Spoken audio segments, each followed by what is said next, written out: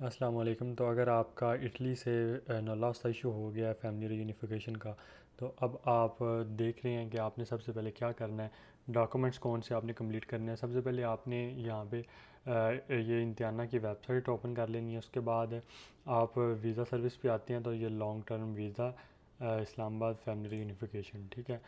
तो अगर हम वीज़ा फ़ीस की बात करें सबसे पहले, तो आप देख सकते हैं 36,780 रुपये पाकिस्तानी रुपीज़ हैं ये, ठीक है।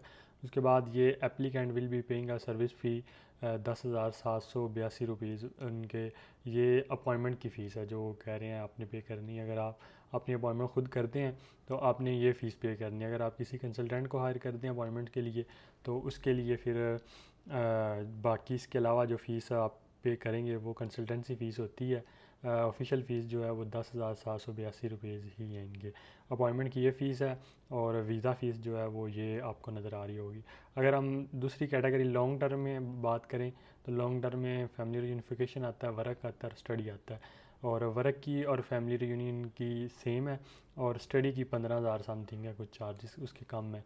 उसके अलावा अगर शॉर्ट टर्म की बात की जाए तो वो और कम हो जाती है। शॉर्ट टर्म ये बिज़नेस वगैरह विज़िट वगैरह आते हैं, तो इनकी 30,000 इतनी का फ़ीस है, ठीक है। उसके बाद ये फ़ोटो की आपने स्पेसिफिकेशन देख लेनी है।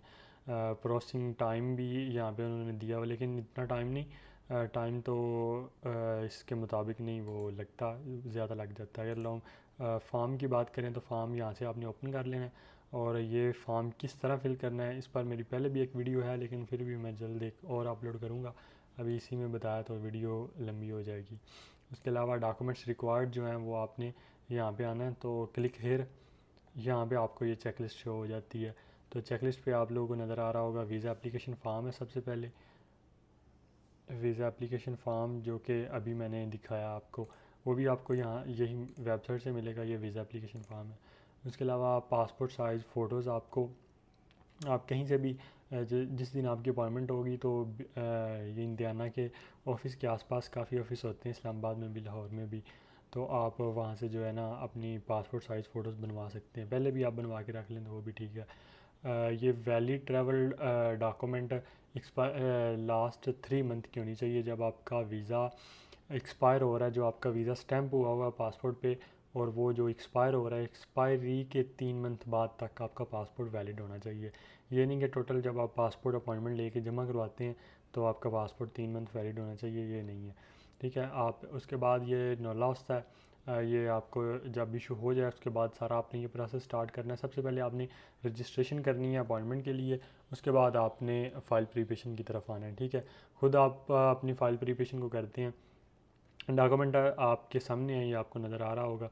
उसके अलावा अगर बच्चा है तो उसका एफिडेविट है, ठीक है, वो पोस्टल और साथ ट्रांसलेशन है, तो फैमिली रजिस्ट्रेशन सर्टिफिकेट है। तो यहाँ मैं आपको बता दूँ, अगर आप ख़ुद अपनी फ़ाइल को करते हैं तो आपने सबसे पहले क्या करना है, अपने ये डॉक्यूमेंट निकलवाने हैं। वैसे चेकलिस्ट में अभी ये शो हो रहे हैं, और इसके अलावा वो निकाहनामा आपसे रिक्वायर कर सकते हैं, बर्थ सर्टिफिकेट कर सकते हैं। तो वो एट द टाइम आपके पास ना हुआ तो आपकी अपॉइंटमेंट ज़ाया भी हो सकती है, क्योंकि नेक्स्ट वो 2 दिन का टाइम देते हैं, 2 दिन के अंदर लेके हैं, तो 2 दिन के अंदर आप फिर न्यू बनवा नहीं सकते। इसलिए बेहतर है कि आप बर्थ सर्टिफिकेट, FRC, MRC निकाहनामा अपना जो है ना वो रेडी रखें। अगर आप सपोज़ वीज़ा है तो उनको आपने सबसे पहले चेक करना है, उसमें जो मिस्टेक होती है, मिस्टेक इस तरह की कि नाम वगैरह आपने चेक करना है, CNAC चेक करना है, और ये सारी चीज़ें आपने डॉक्यूमेंट में, अपने पर्सनल डॉक्यूमेंट में चेक करनी है। अगर आप खुद आपको नहीं समझ तो आप किसी कंसल्टेंट को हायर कर लें। तो वो चेक होने के बाद फिर आपने इनको फ़ॉरेन ऑफिस से टेस्ट करवाना है। फ़ॉरेन ऑफिस से टेस्ट करवाने के बाद फिर आपने इनको कोरियर कंपनी किसी में भी जमा करवा देना है। लेपर्ड हो गया, जिस तरह के TCS हो गया, इनको कहना है पोस्टल करवाना है, वो आपको पोस्टल करवा के देंगे 2-3 वीक में। उसके बाद फिर आपने इनकी इटालियन ट्रांसलेशन करवानी है। इटालियन ट्रांसलेशन के बाद जब ये डॉक्यूमेंट्स रेडी हो जाए, फिर उसके बाद ये वीज़ा एप्लीकेशन फ़ॉर्म आपको यहाँ से मिलेगा, ये आपने फ़िल कर लेना या किसी से करवा लेना। और अपॉइंटमेंट के लिए सबसे पहले आपने अप्लाई किया होना, तो उसका फिर आपने इंतज़ार करना है जब आपकी फ़ाइल कंप्लीट हो जाए। तो अपॉइंटमेंट जब आपको आ जाए, जब आपने रजिस्ट्रेशन की होनी है, उसी ईमेल पे आपको अपॉइंटमेंट दी जाती है। तो आप बस ईमेल चेक करते रहें, जैसे ही आपको अपॉइंटमेंट मिले, जो डेट हो आप उस डेट पे ये फ़ाइल ले जाएं, और आपकी फ़ाइल जो है वो सबमिट हो जाएगी। पहले काफ़ी ज़्यादा डॉक्यूमेंट्स रिक्वायर्ड होते थे, अभी उन्होंने चेकलिस्ट को कम कर दिया, ये आपके सामने है। लेकिन अभी भी वो कुछ बर्थ सर्टिफिकेट, FRC, MRC हो गया, निकाहनामा हो गया, ये रिक्वायर्ड फिर भी आपसे कर सकते हैं, बल्कि अभी भी कर रहे हैं आप कह लें। तो किसी किसी से कुछ भी नहीं रख रहे इन डॉक्यूमेंट्स में भी, से वो कलर कापीज़ जो होती हैं वो ले लेते हैं, बाकी ओरिजिनल वापस कर देते हैं किसी किसी को, और किसी से ओरिजिनल रिक्वायर कर लेते हैं जो उसके पास नहीं होता और चेकलिस्ट में भी ना हो तो वो कर लें, और फिर 2 दिन का टाइम देते हैं कि 2 दिन में लेके आएँ, तो फिर वो 2 दिन में बनवाना मुश्किल हो जाता है। तो ये थी हमारी आज की वीडियो, उम्मीद करता हूँ वीडियो आप लोगों को पसंद आई होगी। शुक्रिया, अल्लाह हाफ़िज़।